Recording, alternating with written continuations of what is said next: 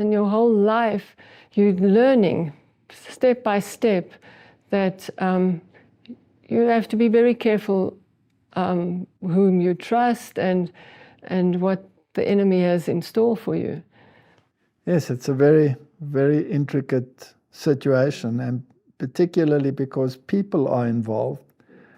You don't want to hurt people, but you want to bring across certain concepts. Mm-hmm. And so you change the names of the people so that, I guess if they read it, they can probably recognize themselves. Yes, but the purpose of the book was not to, as you said, accuse people. It was to show how God uses people to shape us. Yes. And to mold us in. And even if you are not a believer, God creates circumstances that make you ask questions, and God creates circumstances that bring you to the point where you might make decisions. And anybody that looks at this world will say this world is a very unfair place. Mm-hmm. And it's a very painful place very often. It has its ups and it has its downs, it has its joys and it has its sorrows. But you are shaped by your environment. Yes. And I believe, and I don't know if it's really true, but I believe God already shaped us before we were Christians. He brought us through all these trials with your background, my background, and he actually, I think he planned us to be together because it doesn't just happen by chance.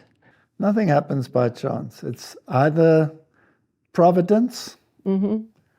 or something that you cannot define. Now, we know there's an enemy. Now, when we were still in the heathen world, and you came out of this occult background, and I came out of this religious conflict background that eventually led me to atheism, then you ask yourself the question, was God there from the beginning? Were the angels involved in our lives? Did the devil watch the situation? Does he watch people? And does he draw conclusions, perhaps, by what is happening behind the scenes that we cannot see? And does he target some people more than others? Mm-hmm. These are questions that pop up in the mind. Every person has an angel watching over him.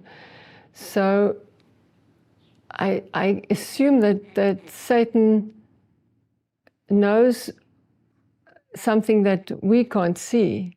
He assumes something. He assumes something, yes. Now you tell in your story, you say that you were the only child that didn't go to church on Sundays, and I know why, because your parents had a major problem with the churches. They were into occultism, or your father in particular. Yeah, and my mother was raised in a Christian home, and she wasn't very comfortable with a Christian lifestyle, and so she went into the world, and anything goes when you're in the world. You accept anything. And my father, the same thing. He was also raised very strictly as a Christian, but the two of them decided they would explore anything else but the Bible.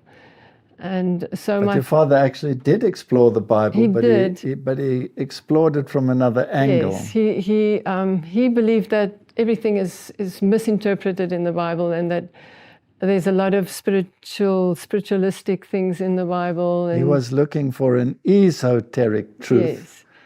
In something that is actually written as an absolute truth. Yes, and so he told us not to go to church. He said they will lie to you, they will deceive you.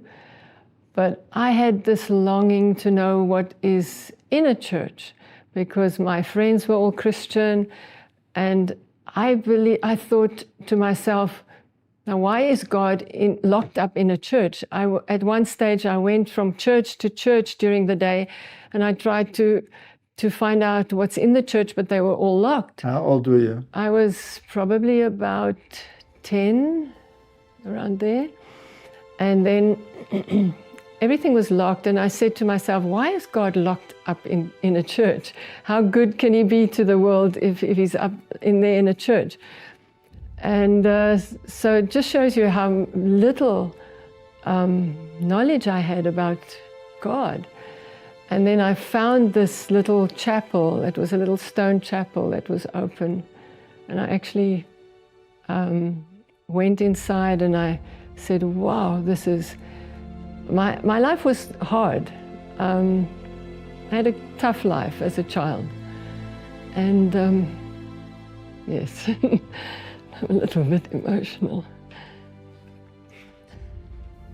Now I know that you had a tough life. And I know the circumstances because you told me. Yeah. But yes, it's a rather sad story. But you told the story without telling the story. Yes. Because you don't want to hurt people. Yes. So you tried to find refuge with a God that you didn't know.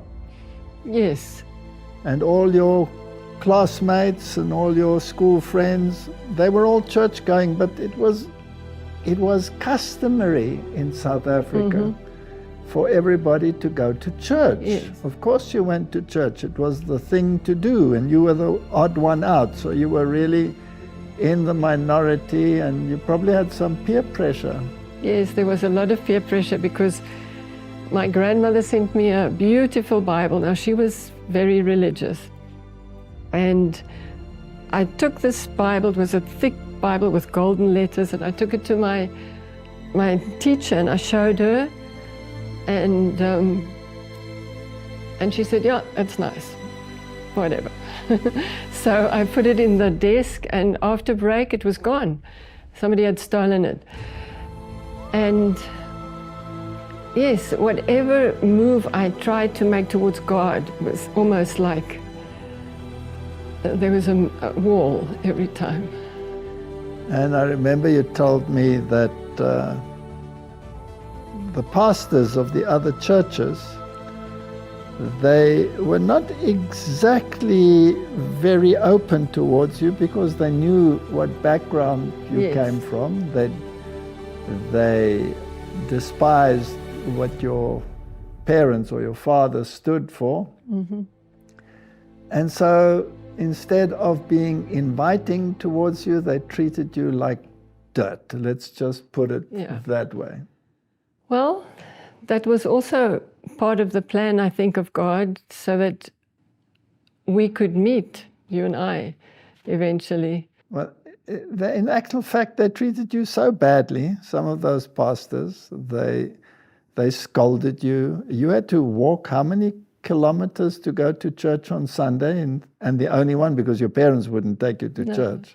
About more than 10 kilometers. And you walked with what kind of shoes? High-heeled shoes. High-heeled shoes. Not high, but just heeled shoes. Heeled shoes. And you went to all that trouble, and then the pastor would treat you like dirt. Well, that's part of life, eh? Part of it. It's part of... All right. Does that mean that Christianity doesn't have the truth because a pastor treats you like dirt? No. It just helped so that I would search further. I wasn't... If I had stayed with that church, I would probably not have discovered the truth. So God didn't allow me to stay there. I moved on, and we started searching later on.